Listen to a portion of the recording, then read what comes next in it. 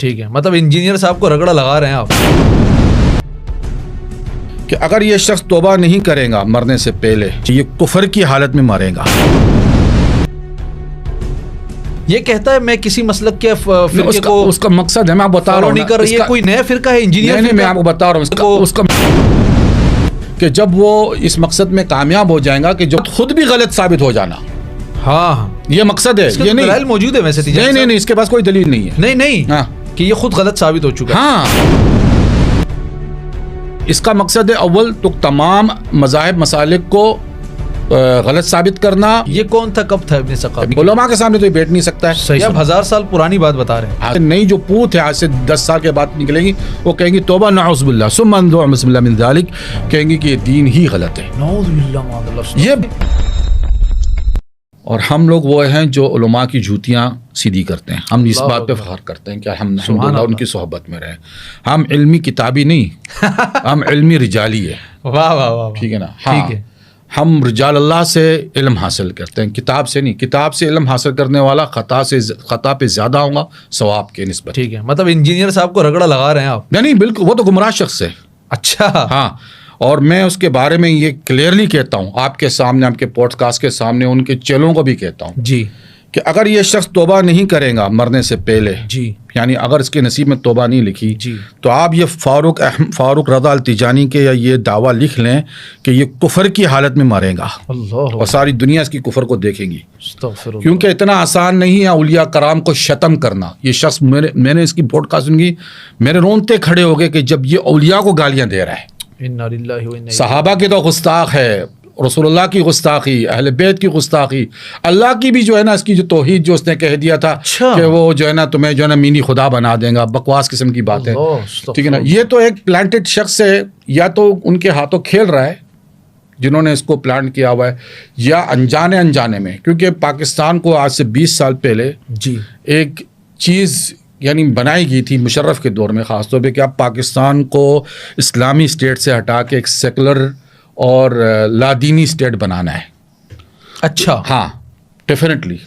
یہ بات میں آپ کو، کیونکہ آپ لوگ بہت سے بچے لوگ ہیں، آپ کو پتہ نہیں ہے، لیکن یہ کیونکہ پاکستان بنا دو قومی نظریے پہ، اسلامی نظریے پہ. بالکل ٹھیک ہے نا. جی، پاکستان کا مطلب کیا، لا الہ الا اللہ، یہ سنتے آئے. ٹھیک ہے. تو مشرف کے دور میں یہ باقاعدہ تیار ہو گیا تھا بات ذہن کہ ہمیں پاکستان کو لادینی بنانا ہے. اچھا، سیکولر. اب وہ کیسے بنانا ہے؟ جی، اس کے لیے جو نا انہوں نے تو پہلے NGOs بنائے تھے، سارے جتنے بھی تھے یہ جو ہمارے میرا جسم میری مرضی قسم کے جو لوگ نکل آئے. اچھا، ایک طرف یہاں کام ہو رہا تھا، دوسری طرف ان کو ایسا شخص چاہیے تھا جو لوگوں کو اس کو اپنے مسالک سے متنفر کرے. ٹھیک ہے. ٹھیک ہے. کیونکہ ہم جتنے بھی مسلمان ہیں پاکستان میں، چاہے وہ شیعہ ہو، مسلمان سنی ہو، دیوبندی، بریلوی، اہل حدیث، جو بھی ہو، کسی نہ کسی مسلک سے اس کا عقیدے سے تعلق رکھتا ہے وہ. ٹھیک ہے نا.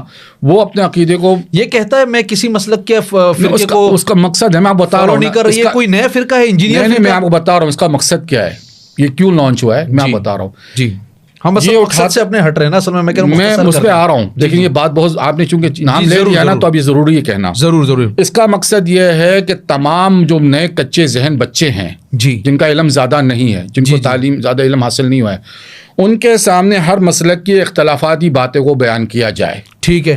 اچھا، جب علماء کو کبھی فیس نہیں کرے گا، کبھی بھی نہیں کرے گا، کبھی سامنے نہیں آئے گا. ٹھیک ہے نا.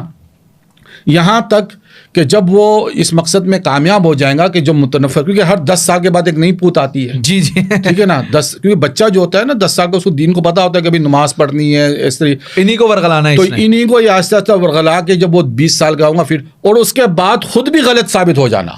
ہاں، یہ مقصد ہے. یہ دلائل موجود ہے ویسے. نہیں اس کے پاس کوئی دلیل نہیں ہے. نہیں ہاں، کہ یہ خود غلط ثابت ہو چکا ہے. ہاں، یہ اس کا مقصد ہے اول تو تمام مذاہب مسالک کو غلط ثابت کرنا ان بچوں کے سامنے. علماء کے سامنے تو یہ بیٹھ نہیں سکتا ہے. صحیح ہے. اور پھر بعد میں خود بھی غلط ثابت ہونا، اس سے کیا نتیجہ نکلے گا؟ اس سے نتیجہ یہ نکلے گا کہ نئی جو پوت ہے آج سے 10 سال کے بعد نکلے گی، وہ کہیں گی توبہ نعوذ باللہ ثم انظر بسم اللہ من ذلک، کہیں گی کہ یہ دین ہی غلط ہے. نعوذ باللہ معاذ اللہ. یہ باقاعدہ ایک پروگرام کے تحت اس شخص کو باقاعدہ پروگرام کے تحت لانچ کیا گیا ہے. آپ دیکھیں نا، پاکستان میں کسی کی ہمت ہے کہ اتنے مسالک کے بارے میں یہ شخص بکواس کرے اور اس کے پر ایک پرچہ بھی نہیں ہو سکے، اور پرچہ ہو تو یہ بالکل خارج ہو جائے. اچھا ہے نا, کیونکہ اس کو انٹرنیشنل اسٹیبلشمنٹ کی سپورٹ حاصل ہے, کسی نہ کسی چیز کی سپورٹ حاصل ہے کہ تم بکے جاؤ, بکواس کیے جاؤ, تمہیں کچھ کوئی نہیں کہنے والا. صحیح ہے, ٹھیک ہے نا, ٹھیک ہے, یہ تو ساری بات ہے. یہ کبھی علماء کا فیس نہیں کر سکتا ہے, کبھی نہیں کرے گا. ٹھیک ہے, یہ تاریخ میں اس شخص کے جیسے لوگ نکلے ہیں. ایک شخصیت گزری ہے تاریخ میں جس کو کہتے ہیں ابن السقا.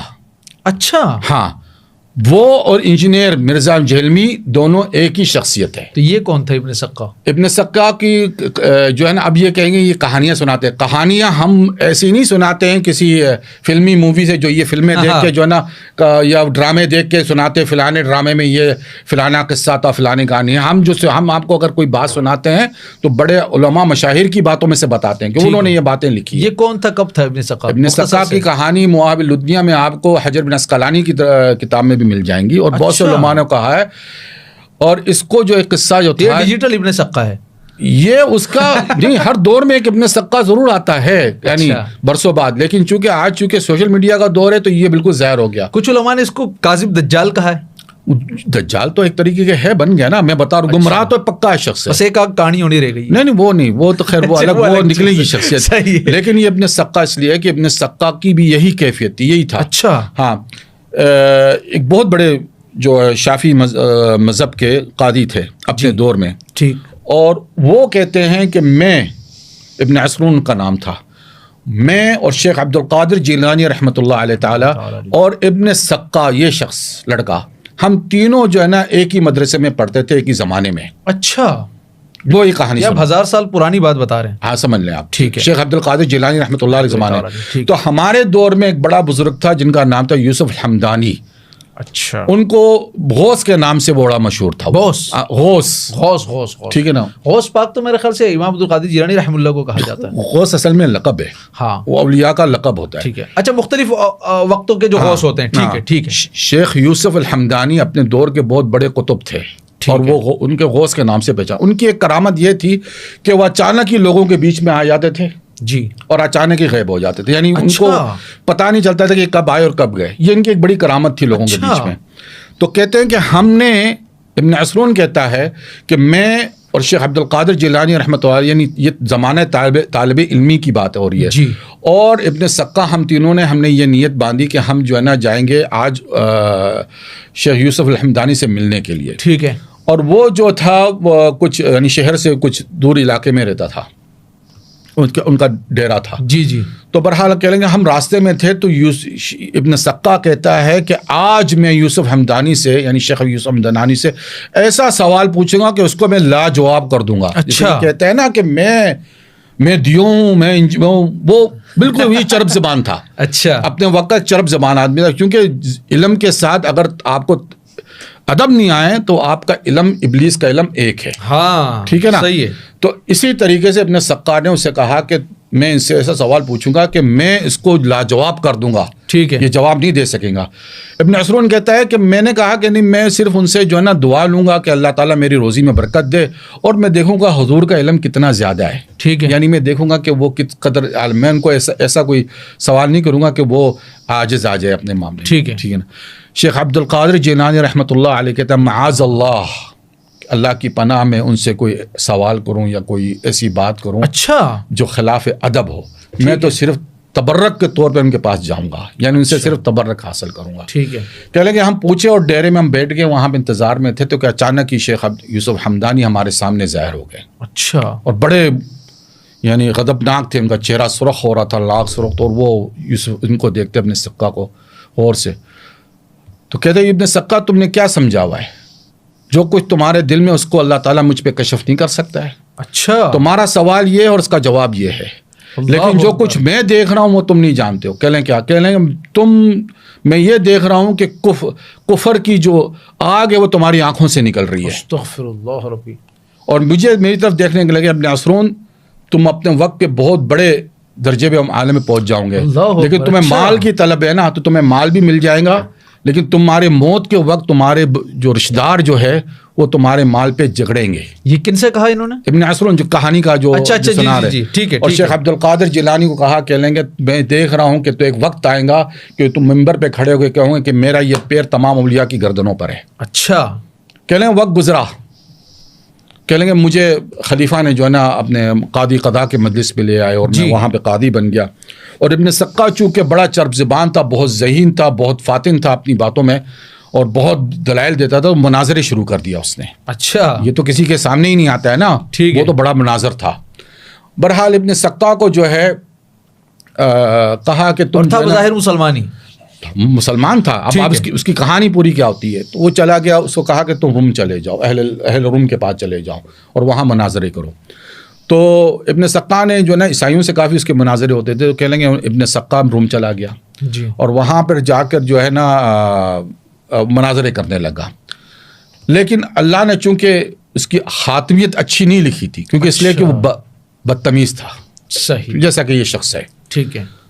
تو کہہ لیں گے اس کو عشق ہو گیا ایک کسی اس نصرانی خاتون سے یا کسی اس سے. تو اس نے کہا کہ میرا اس سے نکاح کرا دو, میں اس سے شادی کرنا چاہتا ہوں. تو انہوں نے کہا کہ ابھی ہم مسلمانوں سے تو نہیں کرتے ہیں, لیکن اگر تم نصرانی ہو جاؤ تو ہم تمہیں دے دیں گے نکاح میں. صحیح. کہہ لیں گے ابن سقا جو ہے نصرانی ہو گیا اس عورت کے عشق میں. جب نصرانی ہو گیا تو اسے کوڑ کی بیماری لگ گئی. تو اس زمانے میں کوڑ کا علاج تھا نہیں, تو اس کو شعر بدر کر دیا گیا کہ تم جو ہے نا اس کو دور نکالو بھائی, یہ تو دوسروں کو بھی چھوئے گا. صحیح ہے. کہہ لیں اسی اسنا میں جو ہے نا ابن عثرون کہتے ہیں کہ ہمارا جانا ہوا روم میں, وہیں بلاد الروم میں. ٹھیک ہے. اور ہم نے پوچھا کہ ابن سقا کہاں ہے. کہہ لیں گے ہم اپنے سقا کے پاس پوچھے تو کہہ لیں گے ہمیں ساری معلومات مل گئی کہ بھئی وہ تو نصرانی ہو گیا, اور اب جو نا اس کو اٹھا کے جو نا کیونکہ اس کو بیماری ایسی لگ گئی باہر پھینک دی. تو کہہ لیں جب میں اس کے پاس پہنچا تو وہ نزاع کی حالت میں تھا, یعنی موت کی حالت, سکرات تھا. تو میں اسے پوچھا, میں جانتا تھا کہ اب یہ اس کے گلے میں سلپ بھی لٹکا ہوا تھا اور یہ وغیرہ. تو میں اسے کہنے لگا کہ تم جو ہے نا کلمہ پڑھ لو, ابھی بھی آخری وقت ہے کہ شاید تمہیں اللہ معاف کر دے. تو کہنے لگا یوسف ہمدانی نہیں پڑھنے دے رہا ہے. اللہ اکبر. اچھا, اولیاء کا مقام ہے. انجینئر صاحب جو تم نے بکواس کی ہے نا, مت سمجھنا کہ آسانی سے جان چھٹنے والی ہے. اولیاء کا مقام ہے. ٹھیک ہے. پہلے یوسف ہمدانی پڑھنے نہیں دے رہا, میرے سامنے کھڑا آ جاتا ہے. حیات تھے وہ؟ نہیں, وہ تو ان کا انتقال ہو گیا, تو وقت ہو گیا نا, وہ لمبے وقت کی بات کر رہے ہیں. کہہ لیں گے اسی اسنا میں کہ ابن سقا کی جو ہے نا روح کر پرواز کر گئی. تو میں نے بڑی کوشش کی کہ اس کا سر جو ہے نا کم سے کم قبلے کی طرف کر دوں. اچھا. تو جیسے میں قبلے کی طرف سر کرتا تھا, سر اس کا دوبارہ پھر جاتا تھا. ہاں صحیح ہے. تو بہرحال چونکہ وہ مسلمان نہیں تھا, اور وہ نہیں, تو آپ کہہ رہے ہیں کہ انجینئر صاحب جو ہے اگر وہ مرنے سے پہلے توبہ کر لیتے, یہ ساری چیزیں معاف ہو جائیں گی توبہ کرنے کے بعد فوراً؟ توبہ تو اللہ قبول کرتا ہے اگر سچے دل سے انسان کی. نہیں, جیسے آپ نے کہا ابن سقا کے منہ سے تو کلمہ ہی نہیں نکل رہا تھا, تو اگر وہ تو اب بالکل اب نزاع کے وقت میں آ گیا نا. وہ تو میں بتا رہا, ابن عثرون نے بتایا کہ وہ نزاع کا وقت تھا کہ نہیں, نزاع کے وقت بڑے بڑے گناہگاروں کے منہ سے کلمہ نکل جاتا ہے. ویسے سن لیں نا, آخری اب کہانی کا اینڈ سن لیں. جی جی. وہ یہ کہ ابن سقا تو مر گیا. تو جب مر گیا تو لوگوں نے کہا کہ ہم تو اس کو ہاتھ نہیں لگائیں گے, اب ہے کہ حل ہے کہ اس کو جو ہے نا اس کے اوپر جو ہے نا لکڑیاں ڈال کے اس کو جلا دیں. اچھا, استغفر اللہ. اور یہی ہوا کہ لکڑیاں ڈالے گی اور جلائے گی. تو کہہ لیں گے جب آگ کے شعلے اس کی آنکھ سے نکلنے لگے تو مجھے یوسف ہمدانی کا وہ قول یاد ہے کہ کفر کے شعلے تمہاری آنکھ سے نکلیں گے. تو میں بھی یہی کہتا ہوں کہ اگر یہ شخص باز نہیں آیا اپنی حرکتوں سے, اتنے لوگوں کی دل آزاری ایک توبہ سے معاف ہو جائے گی. دیکھیں, معاف کرنے والا اللہ کی ذات ہے.